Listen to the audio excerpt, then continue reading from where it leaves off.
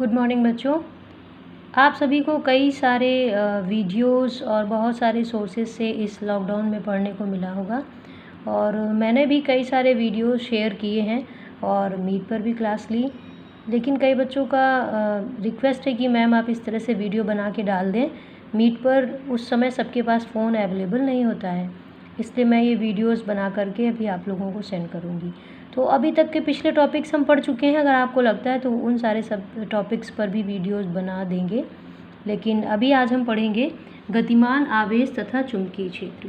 तो सबसे पहले हम स्टार्ट करते हैं। जैसे किसी आवेश के बारे में हमने इससे जो भी पिछले चैप्टर्स पढ़े हैं उनमें हमने आवेश के बारे में बात की है। आवेश के चारों तरफ एक क्षेत्र डेवलप हो जाता है जिसे हम लोग वैद्युत क्षेत्र कहते हैं। यानी कि कोई भी अगर आवेश होगा उसके चारों तरफ एक रीजन जो डेवलप होगा जहाँ पर हम किसी दूसरे परीक्षण आवेश को, पॉजिटिव नेगेटिव कोई भी आवेश आएगा उसको वो रिपेल करेगा या अट्रैक्ट करेगा, मतलब एक इलेक्ट्रिक फोर्स उस पर अप्लाइड करेगा। तो वो हमारा रीजन जहाँ पर कोई दूसरा चार्ज इस चार्ज के रीजन में आकर के, रेंज में आकर के फोर्स एक्सपीरियंस करेगा, उस रीजन को हम इलेक्ट्रिक फील्ड कहते हैं। इसी तरह कोई मैग्नेटिक सोर्स है, अगर सपोज करो कि ये कोई चुंबक है, कोई मैग्नेट है और इसके आसपास एक रीजन होगा जहाँ पर कोई दूसरा हम लोहा, कोबाल्ट ऐसे कोई मैग्नेटिक मटेरियल लाएंगे तो वो अट्रैक्ट हो जाएगा, या इसके अलावा मैग्नेटिक निडल लाएंगे तो फिर वो रिपल होगी या रिपल होगी, मतलब अगर एन एस पोल उस मैग्नेटिक निडल में भी होंगे, एस को इधर लाओगे तो डिफ्लेक्ट होगी और अगर इधर एस को ले जाओगे तो वो अट्रैक्ट होगी या रिपल होगी। जैसा भी हम निडल का पोर्शन इस चुंबक के ध्रुवों के पास रखते हैं, यानी कि इट विल गेट डिफ्लेक्टेड, वो डिफ्लेक्ट होगी इस चुंबक के चुंबकीय प्रभाव के कारण। तो किसी चुंबक के चारों ओर क्या है, चुंबकीय क्षेत्र डेवलप हो जाता है। ऐसा प्रयोगों में पता चला है कि एक करंट कैरिंग कंडक्टर यानी कि मूविंग चार्ज, जैसे कि हम करंट की जब हम डेफिनेशन बताते हैं तो हम बोलते हैं रेट ऑफ आवेश प्रवाह की दर को हम क्या कहते हैं, वैद्युत धारा। यानी कि कहीं पर आवेश प्रवाह होगा यानी कि चार्ज मूव करेगा तो वहाँ पर इलेक्ट्रिक करंट होगी और इलेक्ट्रिक करंट के कारण हम अब मैग्नेटिक फील्ड भी उस क्षेत्र में डेवलप होगा, ऐसा हम देखेंगे। और इसको वेरीफाई करने के लिए हमारे पास एक प्रयोग है जिसे हम बोलते हैं ऑर्स्टेड का प्रयोग। जैसे आप देखेंगे यहाँ पर ऑर्स्टेड का प्रयोग है, सबके पास कोई ना कोई रेफरेंस बुक जरूर होगी। आप सब में उसमें एक बार शांत मन से चीज़ों को पढ़ें, तभी आपको अच्छे से कोई भी चीज़ किसी भी सोर्स से आप पढ़ेंगे तो आपको समझ में आएगी। इसके लिए आपको एक बार रीड आउट करना ज़रूरी है। जैसे देखिए, यहाँ पर एक बैटरी लगी है, एक की लगी है और यहाँ पर एक मैग्नेटिक नीडल रखी है और ये एक चालक तार है। जब ये कुंजी खुली हुई है यानी कि स्विच ऑफ है, कोई भी करंट नहीं बह रही है इस तार में, तो ये एस और एन जो मैग्नेटिक नीडल आपको दिख रहा है वो एज इट इज़ है। लेकिन जैसे ही हम इसकी की को ऑन कर देते हैं, बंद कर देते हैं, सर्किट कंप्लीट होता है और इस बैटरी से करंट फ्लो करती है, तो इस करंट के कारण से आसपास मैग्नेटिक फील्ड डेवलप हो जाता है। और ये मैग्नेटिक फील्ड की क्या दिशा होगी, आगे हम बहुत सारे नियम पढ़ेंगे, right hand rule, left hand rule, उससे आप जान पाएंगे कि इससे कैसा मैग्नेटिक फील्ड डेवलप होगा और ये एन को अट्रैक्ट करेगा कि एस को अट्रैक्ट करेगा, ये आगे आपको मिलेगा। तो इस वैद्युत धारा के कारण इस तार के चारों तरफ एक मैग्नेटिक फील्ड डेवलप हुआ जिसने इस मैग्नेटिक सुई को, निडल को डिफ्लेक्ट किया और एन जो अभी देखो बिल्कुल हॉरिजॉन्टल सुई थी वो थोड़ी सी तिरछी हो गई। अब अगर हम यहाँ पर पोलैरिटी चेंज कर दें, जैसे कि प्लस और माइनस जो ध्रुव हैं बैटरी के वो हम बदल दें, तार प्लस और माइनस जो पोलैरिटी है उनको हमने चेंज कर दिया, तो इसमें वैद्युत धारा की दिशा बदल गई, जिससे देखो ये डिफ्लेक्शन भी चेंज हो गया। पहले एन ध्रुव इस तार की तरफ अट्रैक्ट हुआ था, अब एस ध्रुव इस तार की तरफ अट्रैक्ट हो रहा है। तो अब हम लोगों ने जाना कि किसी आवेश के चारों तरफ क्या था, वैद्युत क्षेत्र था। और इसी तरह किसी मैग्नेट के चारों तरफ क्या चीज़ डेवलप होती है, एक चुंबकीय क्षेत्र डेवलप होता है। और सिर्फ मैग्नेट रखा हो या कोई मैग्नेटिक इस तरह का चुंबक होगा तभी ऐसा संभव है, ये ज़रूरी नहीं। जब हम किसी चालक तार में धारा प्रवाहित करते हैं तब भी ऐसा मैग्नेटिक फील्ड देखने को मिलेगा। ये हमने किससे जाना, ऑर्स्टेड के प्रयोग से जाना। ठीक, अब इसके बाद अभी हमने ये देखा कि किसी करंट कैरिंग कंडक्टर के आसपास चुंबकीय क्षेत्र डेवलप होगा, उसकी दिशा बदलने पर कैसे क्या परिवर्तन आया ये हमने देखा।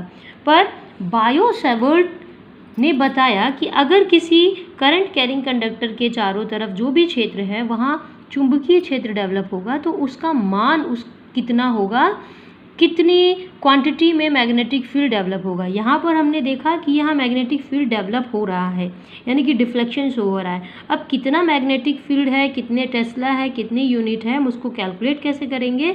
It will be given by bio-Savart law. Bio-Savart law क्या कहता है?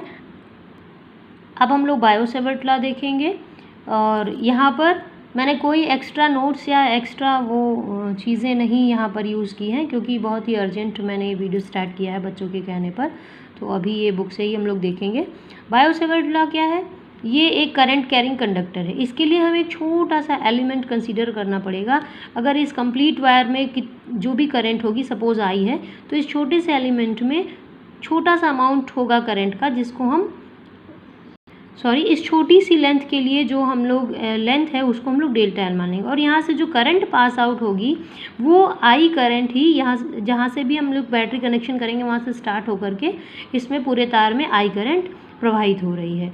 अब यहाँ पर जो बायो-सैवर्ट लॉ कहता है कि अगर इस तार के चारों तरफ किसी भी बिंदु पर हम मैग्नेटिक फील्ड कैलकुलेट करेंगे तो वो उस पॉइंट से कितनी दूर पॉइंट हमने लिया है करंट कैरिंग कंडक्टर से, कितने कोण पर वो इसकी करंट की दिशा से कितने कोण पर वो उसका सदिश जो है वेक्टर, सदिश वेक्टर है वो कितने, सदिश वेक्टर नहीं पोजीशन वेक्टर जो है वो कितने एंगल पर है और कितने स्ट्रेंथ की करंट बह रही है, इन सारी बातों पर डिपेंड करेगा। जैसे for this elemental length delta L या शॉर्ट में हम इसको DL भी लिख सकते हैं, इस पर डिपेंड करेगा। तो for small elemental length small magnetic field will be given by delta B या डेल बी, ऐसे हम लिख सकते हैं DV या डेल बी, जो भी हम नोटेशन यूज़ करना चाहें बुक्स में अलग अलग मिल जाएगा, मतलब सबका वही है, थोड़ा बहुत मैथमेटिकल वेरिएशंस होते हैं।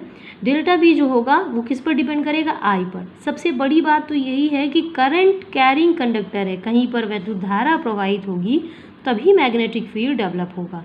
तो सबसे पहले किस पर डिपेंड करेगा? आई पर। और delta B proportional to delta L, यानी कि तार कितना लंबा है, कितनी लेंथ में करंट बह रही है उस पर डिपेंड करेगा, और इस पर भी ये डायरेक्टली प्रोपोर्शनल होता है। आई करंट ज़्यादा होगी तो ज़्यादा मैग्नेटिक फील्ड डेवलप होगा, करंट कम होगी तो कम मैग्नेटिक फील्ड डेवलप होगा। और इस तरह से डेल्टा बी किस पर डिपेंड करता है? डेल्टा एल पर, यानी कि जो तार है उसकी लंबाई पर।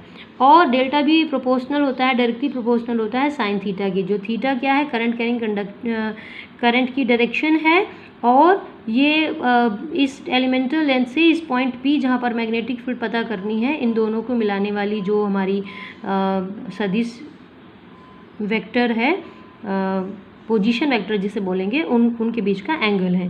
तो ये इस पर डिपेंड करता है। Delta B directly proportional to sine theta होता है, और इन दोनों के बीच की जो दूरी आएगी r, इसके वर्ग के इन्वर्सली प्रोपोर्शनल होता है। तो सब मिलाकर के अगर इन चारों चीज़ों को हम समराइज़ कर दें तो delta B proportional to I delta L sine theta upon r square हो जाता है। अब यहाँ पर क्या है कि अगर हम चालक को निर्वात में या वायु में रख दें तो यहाँ पर ये जो प्रोपोर्शनलिटी साइन है इसकी जगह हम म्यू नॉट अपॉन 4 पाई कांस्टेंट का यूज़ करेंगे, ठीक। जहाँ पर म्यू नॉट को हम क्या कहते हैं? निर्वात की चुंबकशीलता या परमिएबिलिटी कहते हैं। अब ये जो चुंबकशीलता होती है ये क्या होती है? ये एबिलिटी होती है किसी सब्सटेंस की, वो कितना मैग्नेटाइजेशन एक्वायर कर सकता है, या मेज़र होता है कि कितने हद तक, up to how much extent to which magnetic field can be penetrate the matter, यानी कि कितना मैग्नेटिक फील्ड उसमें पेनिट्रेट कर सकता है, या कोई मटेरियल कितना मैग्नेटिक फील्ड एक्वायर कर सकता है। ये परमिटिविटी या चुंबकशीलता यह बताता है। अब यहाँ पर अगर डेल्टा आर, जैसा कि हम जानते हैं लेंथ है, मीटर में हो, ये सब अपने SI यूनिट्स में हो, हम क्या सिस्टम में हो, तो म्यू नॉट का जो मान होता है वो 4 pi epsilon naught 4 pi into 10 to the power -7 newton पर मीटर स्क्वायर या वेबर पर एम्पियर मीटर होता है। ये यूनिट्स आप जब बहुत बार पढ़ लेंगे चीज़ों को और आपको कुछ चीज़ें दिमाग में स्टोर हो जाएंगी तो आप ये यूनिट कन्वर्सेशन करना आपको आसानी से आ जाएगा। अब यहाँ पर म्यू नॉट का हम मात्रक देख रहे हैं, न्यूटन पर एम्पियर स्क्वायर है।